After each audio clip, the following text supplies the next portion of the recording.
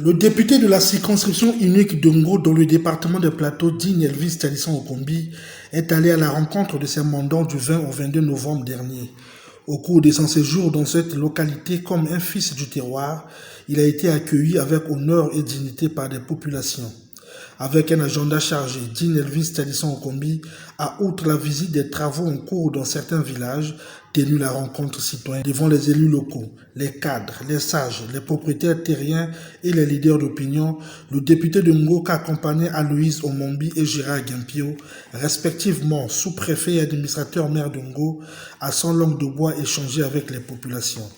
Au centre des questions abordées, il en ressort celle de l'implantation de la société Forest Neutral Congo, gérée par Total EP Congo. Cette usine qui vise la mise en place d'un grand projet de déroulage et d'une usine de sciage du bois issue des plantations pour alimenter Brazzaville en contreplaqué et en bois scié et la création d'un puits de carbone négatif en partenariat avec Total Bazet Nature Solutions, une filiale du groupe pétrolier Total.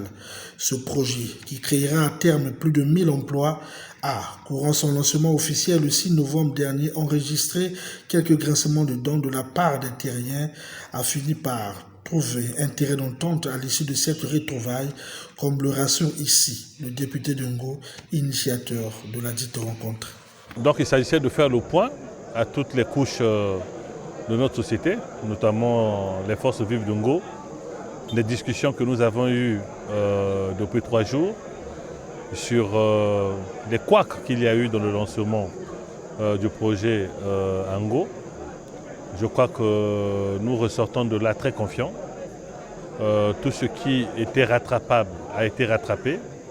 Et aujourd'hui, nous allons faire face aux autorités de façon que très rapidement, nous revenons à Ngo pour pouvoir satisfaire ces populations-là qui, à un moment donné, se sont senties lésées dans leurs droits.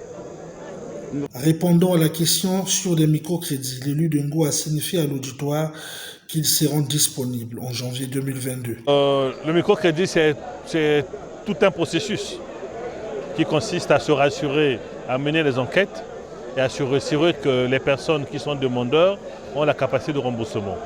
Voilà, mon stade actuel, je crois que, comme je l'ai rassuré la population, en janvier, nous aurons ici à Ngo le lancement officiel de lancement des crédits, des microcrédits aux populations. Et comme je l'ai dit, au mois de janvier, nous aurons déjà 40 personnes qui seront bénéficiaires, février 40 personnes, mars 40 personnes, et à partir du mois d'avril, nous pourrons avoir déjà les premiers remboursements, et c'est là que le cycle va commencer de remboursement, et nous allons continuer avec l'octroi de ces microcrédits. Au terme de cette rencontre citoyenne, l'honorable député de Ngo a appelé ses mandants à se faire vacciner pour barrer la route à l'ennemi invisible qui est la pandémie à coronavirus.